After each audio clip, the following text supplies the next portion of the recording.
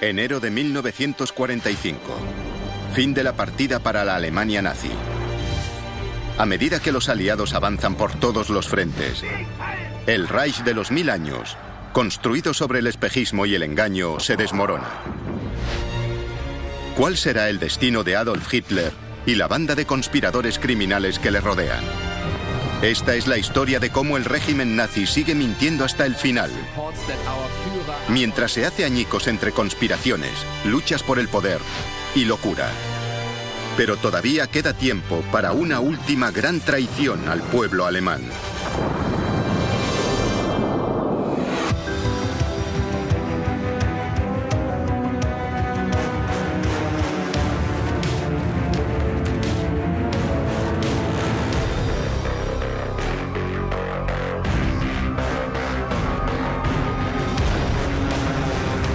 El ascenso del partido nazi. La fase final. En el 12º aniversario de la llegada al poder del partido nazi, Adolf Hitler se prepara para dirigirse a su pueblo. En el exterior, la lucha se ha encarnizado. Los aliados han entrado en Alemania, el corazón del Tercer Reich. El Führer hace una última llamada a las armas. Dios Todopoderoso ha creado a nuestra nación. Al defender su existencia, defendemos su obra. Y el hecho de que esta defensa esté plagada de desgracias, sufrimientos y penalidades, nos une más si cabe a esta nación.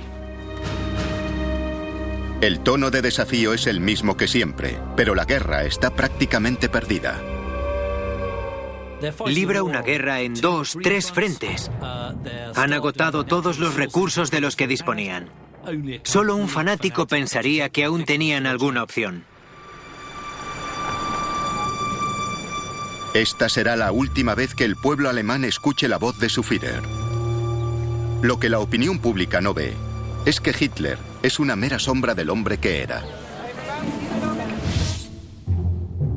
Con solo 55 años, padece trastornos estomacales, convulsiones y espasmos. Es un desecho gris y envejecido, un hombre que depende cada vez más de un siniestro matasanos, el doctor Theodor Morell. En el año 44-45, Hitler es un hombre muy enfermo. Camina encorvado. Ha envejecido prematuramente. Padece ictericia. Tiembla incontroladamente. En ocasiones, todo su cuerpo tiembla. En otras, solo el lado izquierdo, el brazo en particular. Sobrevive con un cóctel de drogas que le proporciona el doctor Morell. A pesar de su penoso estado y de la peliaguda situación militar, sigue aferrándose a la creencia de que puede ganar. A estas alturas vive un espejismo. Está fuera de la realidad, está loco. No hay ninguna posibilidad de que su ejército, sin el armamento y la maquinaria adecuada, y sin apenas tropas, prácticamente derrotado, pueda dar la vuelta a este desplome inevitable. Hitler deposita sus esperanzas en las nuevas armas milagrosas. Armas como el ME-262, el primer caza a reacción del mundo, capaz de volar a casi 1000 kilómetros por hora. Y el cohete V2, el primer misil balístico y el primer objeto artificial que llega al espacio. Han depositado mucha fe en estas armas milagrosas, como los cohetes V2. Pero no cambiarán la partida. Son armas que provocarán daños, pero no obligarán a los aliados a abandonar la pelea. Los cazas a reacción se producen tarde, son pocas unidades y no tienen impacto contra las fuerzas aéreas aliadas, numéricamente muy superiores. Y a medida que las fuerzas alemanas se retiran, las plataformas lanzacohetes son capturadas, lo que impide que se conviertan en una amenaza.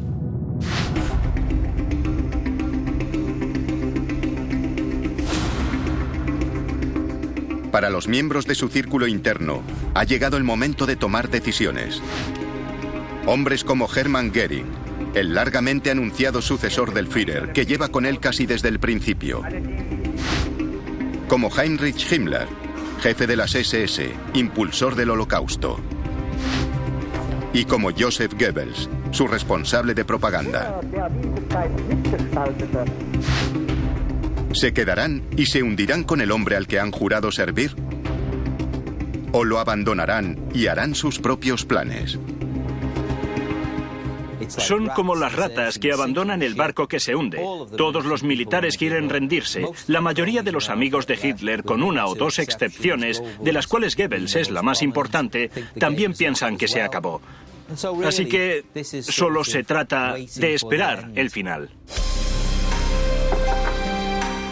Joseph Goebbels decide permanecer junto a su Führer. Él ha sido el arquitecto de la táctica que ha permitido a los nazis engañar a tantos alemanes durante tanto tiempo. El mago que ha conseguido que los nazis parezcan nobles y respetables por fuera, al tiempo que ocultaba una realidad criminal. Goebbels era tal vez el más intelectual de los nazis, pero era un hombre muy perspicaz y con un gran sentido del realismo. Curiosamente, sacrifica este sentido del realismo por su amor al Führer. El Führer no puede equivocarse.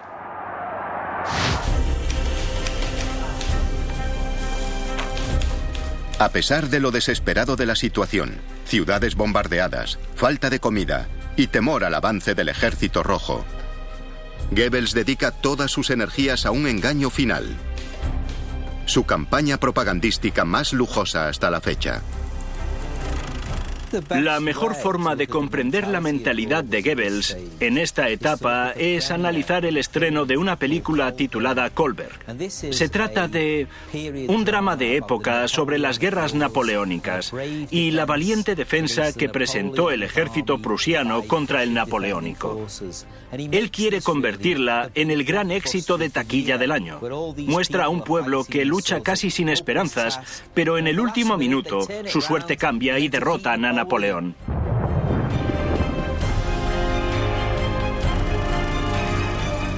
Los paralelismos son obvios.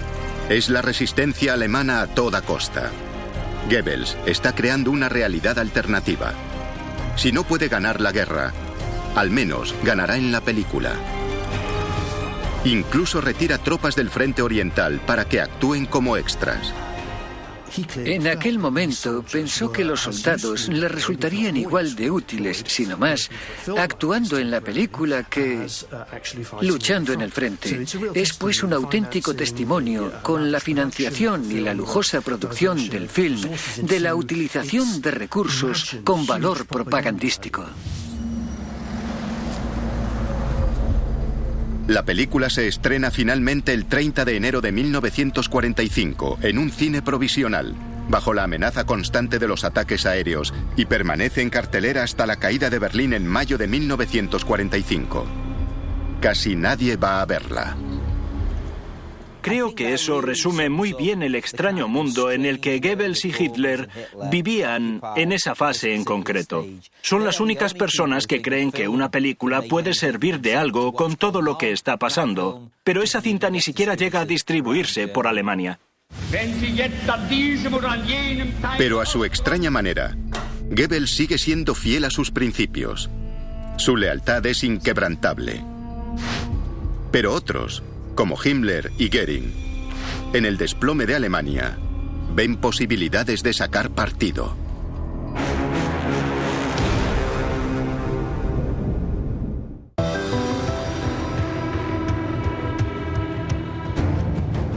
...1 de febrero de 1945. A medida que el avance aliado continúa, quedan pocas dudas de que los días del Reich de los 1000 años están contados. Las ciudades se rinden una tras otra. Para ellas el bombardeo ha terminado. Sin duda, la derrota es inminente. Es tal cual el ocaso de los dioses de Wagner, pero a lo grande. Tenemos a un régimen que llegó al poder diciendo que crearía un imperio de 1000 años, y ahora, en apenas 12 cortos años, está al borde de la catástrofe. En febrero de 1945, 196 divisiones rusas intentan rodear la capital, Berlín.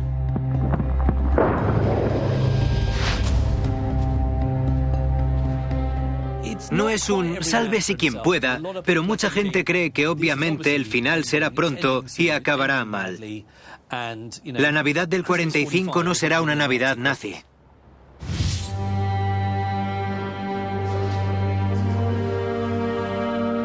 Para el círculo que rodea a un Hitler cada vez más fuera de la realidad, es hora de empezar a hacer planes de futuro. ¿Qué será de ellos cuando termine la guerra? Se trata de un régimen criminal, de arriba a abajo.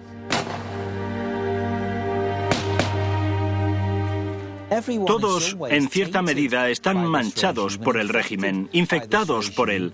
Y hay un grupo de la élite nazi que cree que puede escapar a justicia. Saben que, a no ser que intenten tapar todo lo que ha pasado y finjan que solo cumplían órdenes de Hitler y que ellos no querían hacerlo, acabarán encontrándose con el nudo del verdugo. Heinrich Himmler, incluso para el estándar nazi, es un monstruo. Excriador de gallinas, es un hombre celoso y rabiosamente antisemita. Ha participado en todas las actividades nazis más oscuras. Es el que organizó la esterilización de los portadores de defectos congénitos al principio del Tercer Reich. Organizó la eutanasia de los enfermos incurables y de los discapacitados psiquiátricos. Y fue fundamental en el exterminio de los judíos.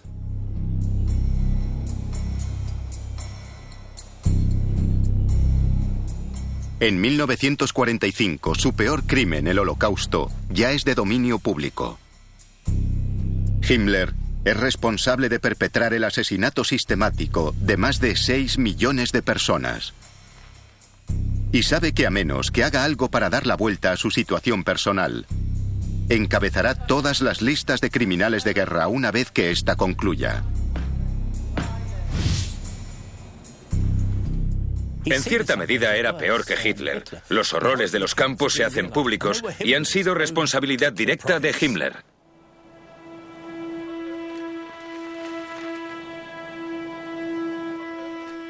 Él organizó y controló una amplia red de instalaciones por todo el Reich, diseñada para concentrar, recluir y matar a los judíos a escala industrial.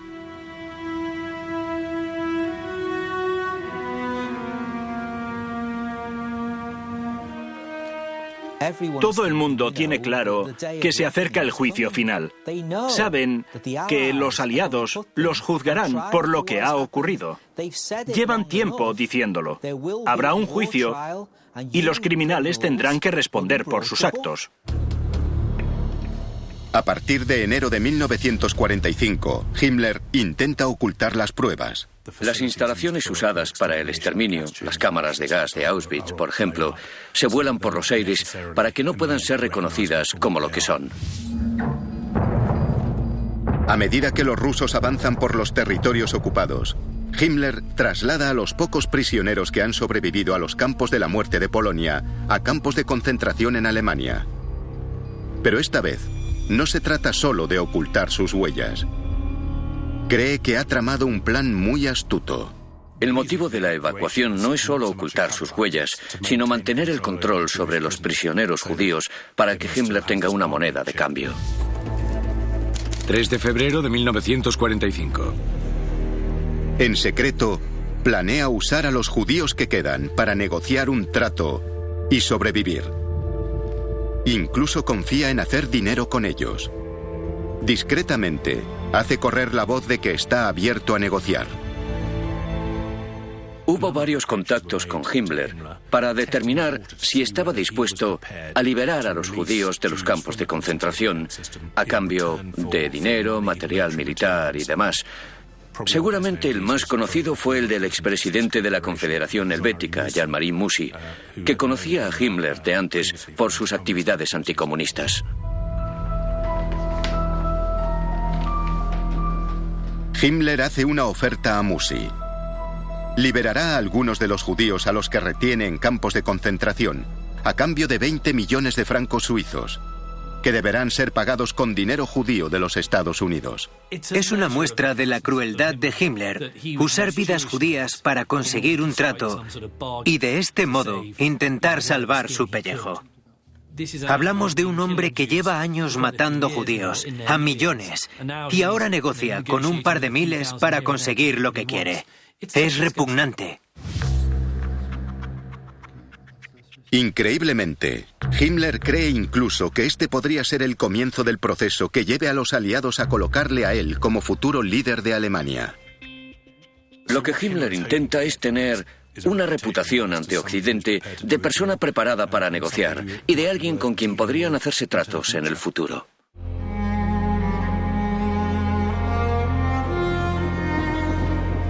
Sorprendentemente, el primer tren cargado con 1.700 judíos sí llega a Suiza.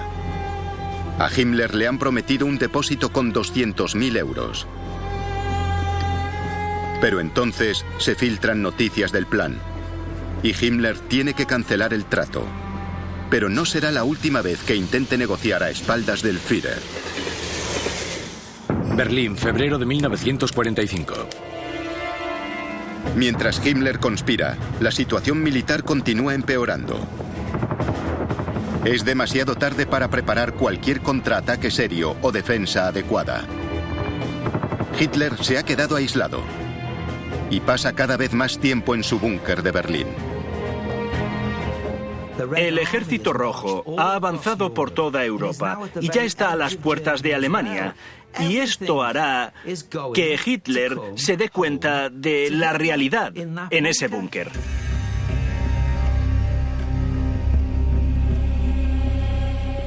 Alguien dijo en una ocasión que Hitler tenía obsesión por los búnkeres. Tenía búnkeres en el frente occidental y en el oriental. Creía que el búnker era la salvación. Si te escondes bajo tierra, al final las cosas arriba mejorarán.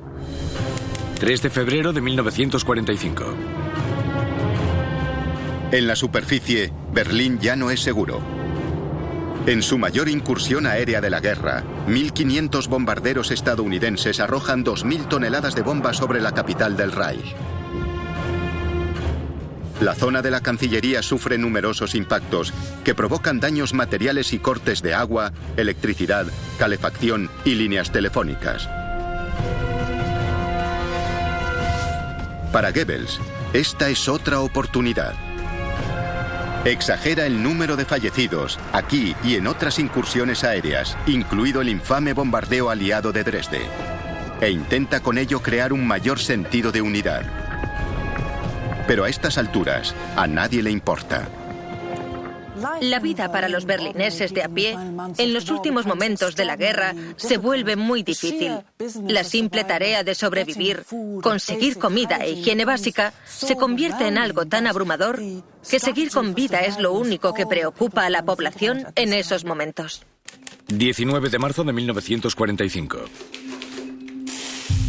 Aunque cada día mueren miles de personas, el pueblo alemán no es consciente de que el hombre al que han jurado fidelidad, el Führer, incluso ahora se prepara para traicionarlos una última vez. El decreto Nerón es una decisión extraordinaria tomada por un hombre enfermo, física y mentalmente, según el cual si Alemania no resulta victoriosa en la guerra a través de sus esfuerzos, debe ser destruida. El decreto Nerón de Hitler ordena la destrucción absoluta de todas las infraestructuras alemanas para evitar su utilización por parte de los aliados. No se trata solo de privar a los aliados de recursos, se trata de Alemania no merece sobrevivir. Es la idea de perecer entre las llamas. Si la derrota es inevitable, todo debe ser destruido y no dejar nada a los aliados. Esta acción destruirá toda esperanza del pueblo alemán de disfrutar de una vida decente una vez que él se haya ido.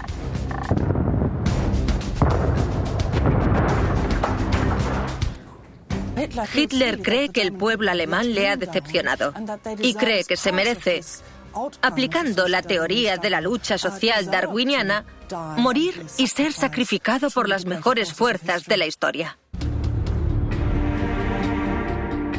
A estas alturas, fuera del búnker, el Tercer Reich es poco más que unas bolsas aisladas en el norte de Europa, el norte de Italia y la propia Alemania. El resto está ocupado y fuera del alcance de Hitler.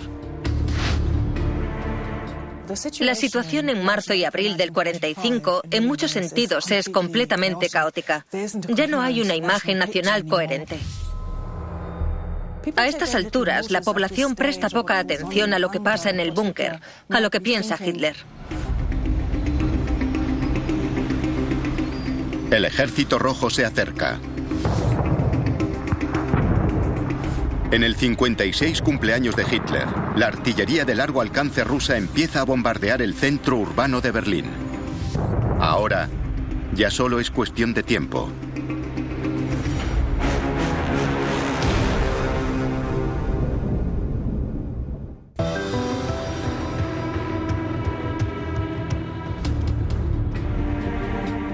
...20 de abril de 1945.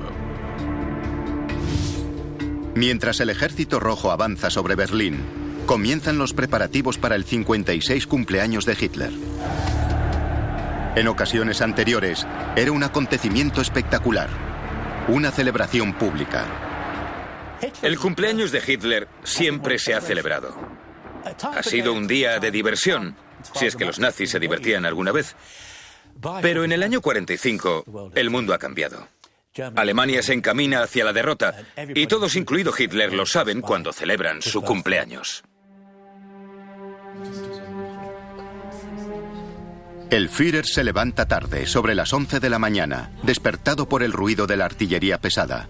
Y los festejos de su cumpleaños son tristes, a pesar de la presencia de su compañera de siempre, Eva Braun.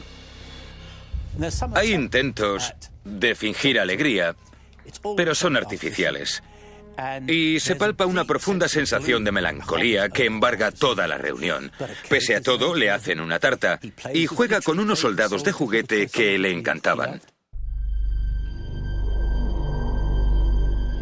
Esta extraña celebración se convertirá en la última gran reunión de la élite nazi.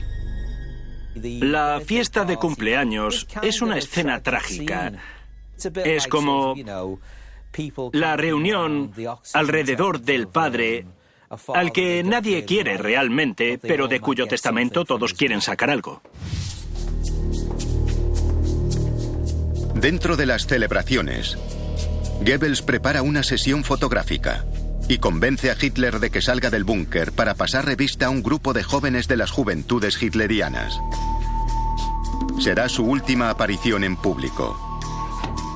Pero es tal el poder que ejerce sobre la nación, que incluso ahora la ilusión continúa. Y hay jóvenes preparados para morir por él en la inútil defensa de Berlín.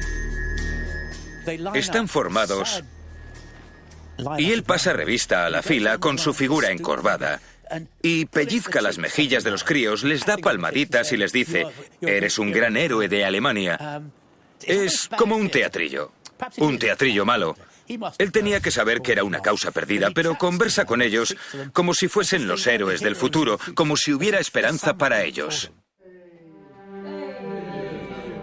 Para el entorno de Hitler, a pesar de la apariencia de unidad, ha llegado el momento de actuar. Incluso antes de que concluya la fiesta, Göring hace las maletas. Y tras unas palabras imprecisas y un apretón de manos, abandona la fiesta y se marcha a Berchtesgaden, en los Alpes bávaros, más seguro y más cerca de las líneas estadounidenses.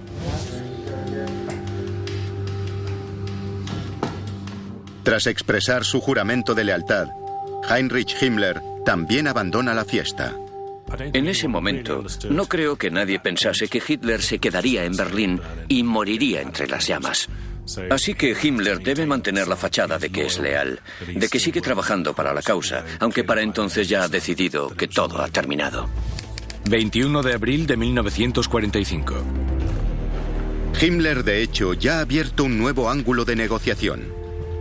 Ha establecido contacto con el vicepresidente de la Cruz Roja Sueca el conde Folke Bernadotte, y maniobra en secreto para aumentar su poder y hacerse con el control. Bernadotte busca la liberación de los prisioneros judíos escandinavos y de Europa occidental de los campos de concentración. Las negociaciones, que incluyen varios encuentros cara a cara entre Himmler y Bernadotte, se celebran en las semanas siguientes y continúan hasta finales de abril del 45. Su plan es presentarse como el nazi razonable, la persona con la que los aliados pueden negociar.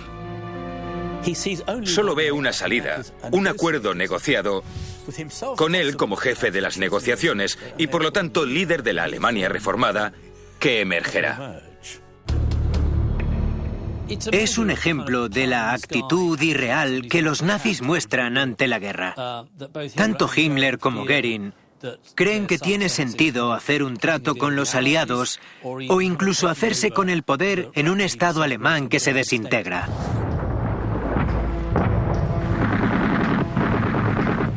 En cuanto a Hitler, sigue en su búnker, completamente ajeno a los planes que traman sus leales seguidores.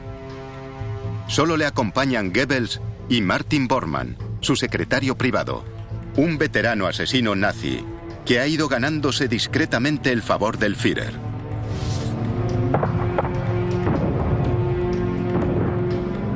Mientras la guerra sigue causando estragos en Berlín, la disciplina en el búnker empieza a relajarse.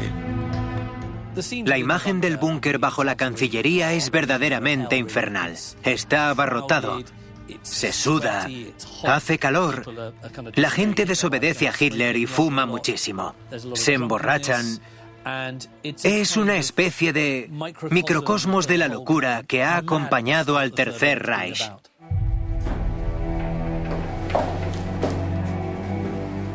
Hitler vive en una fantasía extraña y nombra, asciende y cambia generales a su antojo. Y elabora planes ridículos para una victoria final decisiva, que será liderada por el general Steiner, excomandante de las SS.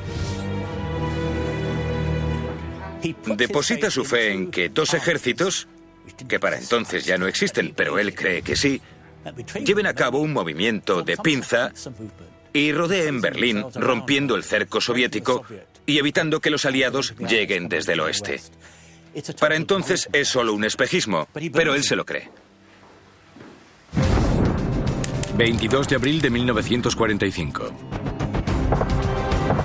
Pero solo 2 días después de su cumpleaños, el círculo interno de defensas de Berlín se rompe. Las fuerzas soviéticas casi han rodeado la ciudad. Y lo que es peor, sin las suficientes reservas, Steiner es incapaz de lanzar su ataque. La noticia llega al búnker. Sus generales le informan de que la partida ha terminado. Berlín ya no puede ser defendida y el Ejército Rojo llegará al búnker en las próximas 24 horas. Entonces, se queda en silencio un rato y después tiene un enorme ataque de ira. Expresa su desprecio por los generales que lo han llevado a esta situación, por los hombres que le han decepcionado, hombres que no mueren por la causa, que prefieren rendirse y retirarse. Despotrica y desvaría sobre cómo le han decepcionado los generales durante la guerra y sobre cómo ahora todos abandonan el barco que se hunde.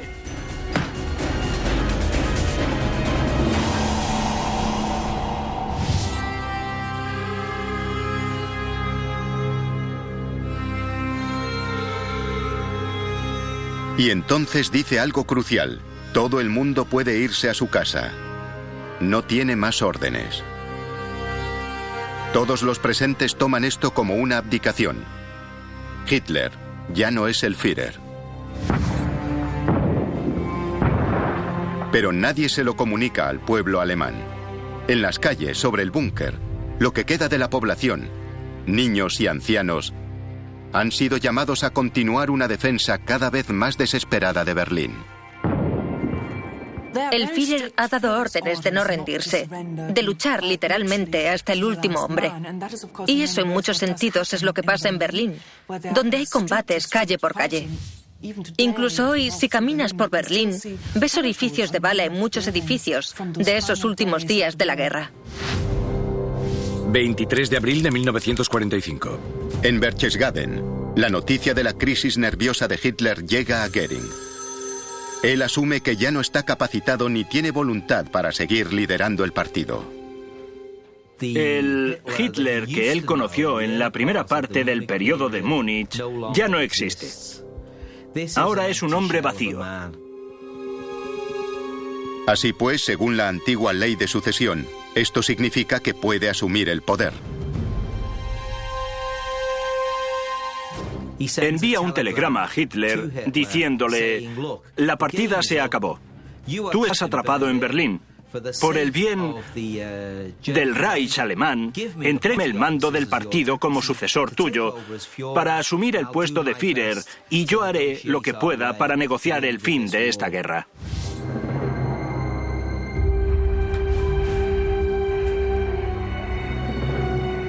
Pero, en Berlín, el telegrama de Göring cae en malas manos. Es interceptado por Martin Bormann, quien al más puro estilo servil lo coge y se lo entrega a Hitler y le dice: mira, está conspirando contra ti. Aún no ha terminado la guerra.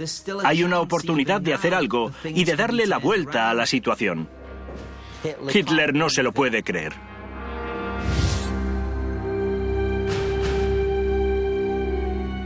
Increíblemente, con la guerra casi perdida, Bormann ve una ocasión para progresar personalmente y su oportunidad de asumir el mando del Reich.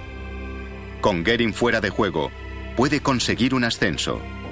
Así que convence a Hitler de la traición de Göring y lo persuade para que lo detenga y lo expulse del partido. 25 de abril de 1945. Todo es más absurdo si cabe, porque solo 3 días después de la explosión de Hitler contra sus generales, las fuerzas rusas se encuentran y completan el cerco alrededor de la ciudad. 1 hora después, las fuerzas rusas y estadounidenses se reúnen y dividen el Reich por la mitad.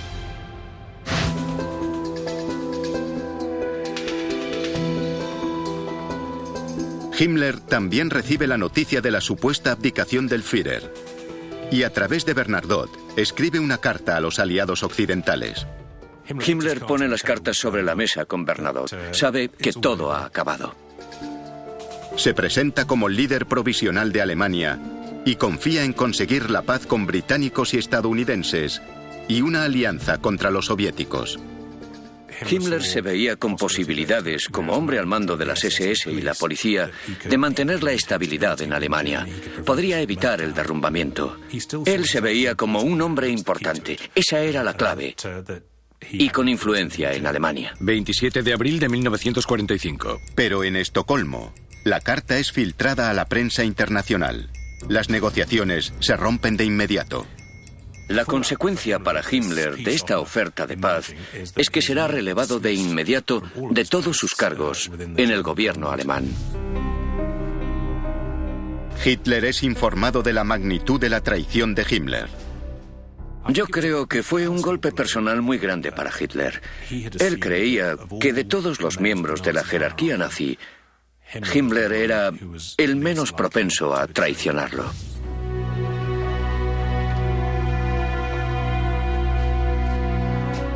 Solo y sin más opciones, redacta su testamento. Para mortificar a Himmler y a Göring, nombra al jefe de Estado Mayor de la Armada, el almirante Dönitz, presidente del Reich. Goebbels y Bormann son recompensados por su lealtad. Goebbels se convierte en canciller, presidente del gobierno. Y Bormann es nombrado líder del partido nazi. Aunque, por supuesto, no hay ningún Reich que gobernar, ni partido nazi que liderar.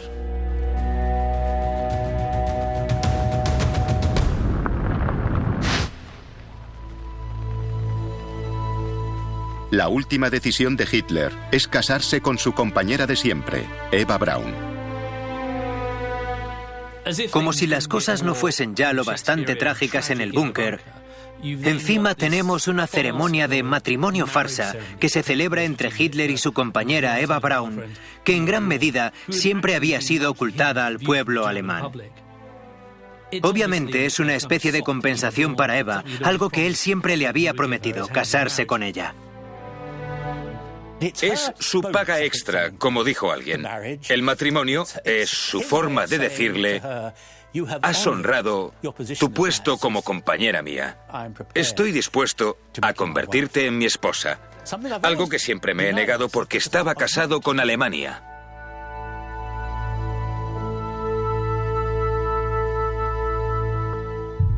La besa frente a sus acólitos, algo que nunca había hecho. Al día siguiente, celebra su último almuerzo con sus secretarios. También les da las gracias. Se va y hay un pequeño intercambio de lágrimas. 30 de abril de 1945.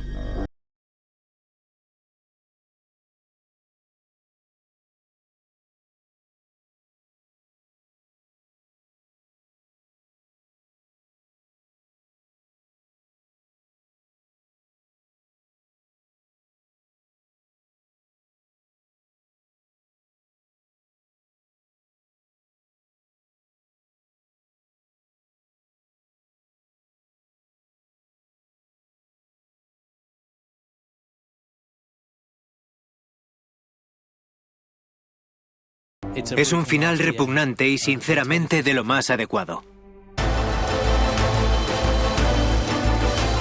Con Alemania invadida y Hitler muerto, la guerra no puede durar mucho más.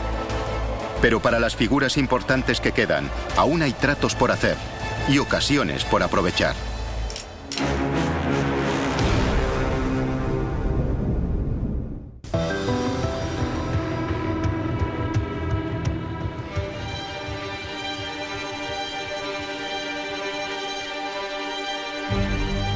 Adolf Hitler se ha suicidado.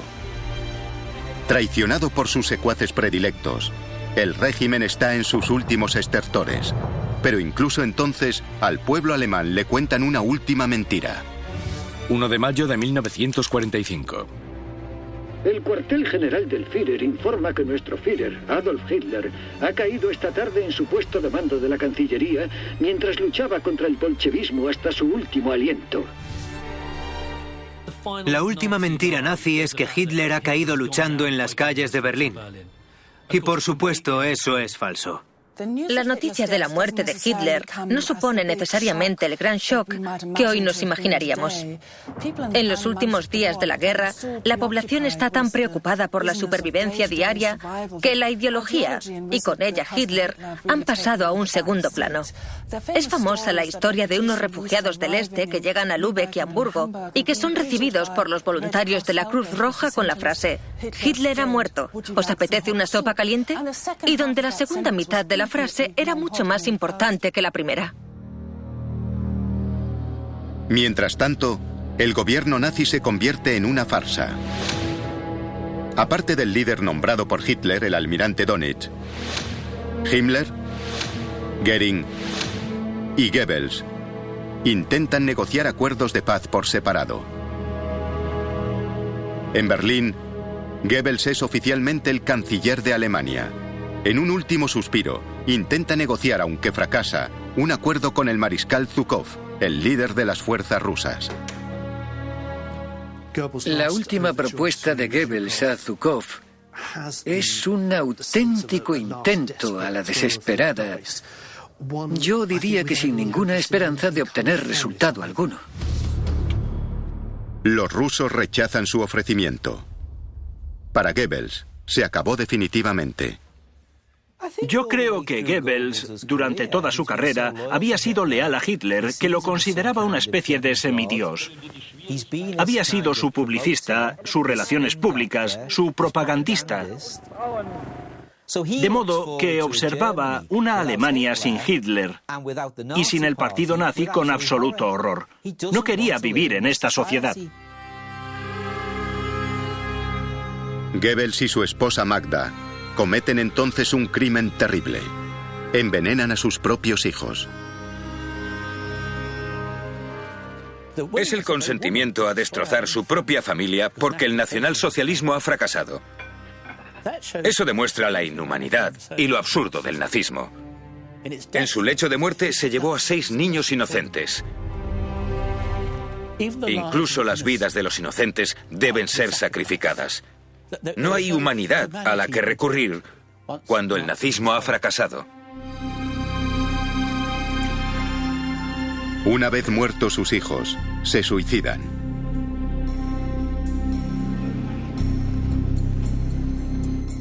En cuanto a Himmler, su intento de negociar un trato a través de sus contactos en Suecia también fracasan. Sin ningún papel que jugar y aislado del partido, intenta confundirse entre la multitud de prisioneros de guerra. Pero es descubierto en un control del ejército británico. Himmler es trasladado para su interrogatorio y durante el mismo saca sus gafitas redondas, se las pone y dice Heinrich Himmler. Entonces se dan cuenta de que es un pez gordo.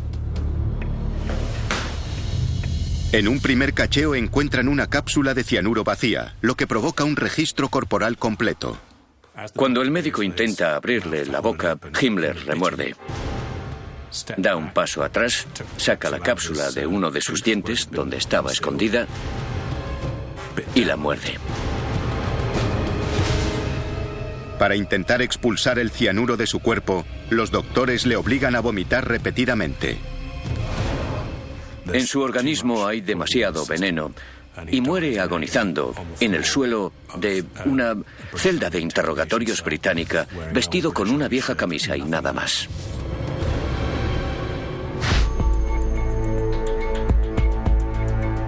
En Baviera, con sus principales rivales eliminados, Göring, el gran superviviente y aspirante, pasa a la acción. Todos han caído, todo se desmorona, pero si me dejan reunirme con esa gente, sobreviviré a esto. Y creo que eso explica muy bien su personalidad. Él se sentía un superviviente, creía que su gran personalidad le haría seguir. Tras enviar una carta al comandante supremo aliado, el general Dwight D. Eisenhower, se rinde a los estadounidenses entre una gran expectación mediática. Göring espera ser tratado con toda la cortesía de un jefe de Estado. Hay gente en este mundo que tiene gran confianza en sí misma, y él es de esos. Incluso su detención es un triunfo para este hombre, y lo refuerza en su idea de ser un superviviente. Él, de alguna manera, conseguirá salvarse de todo este caos. Se sentará a tomar unas copas con los generales aliados y les dirá: bueno, ya sabéis, que esto no fue responsabilidad mía, no fui yo. Pero Eisenhower no le recibe, y ahora es solo otro prisionero de guerra más.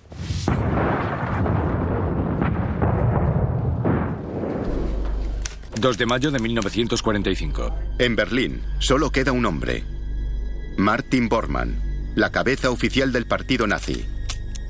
Intenta huir de la Cancillería, pero acaba inmerso en un tiroteo y muere.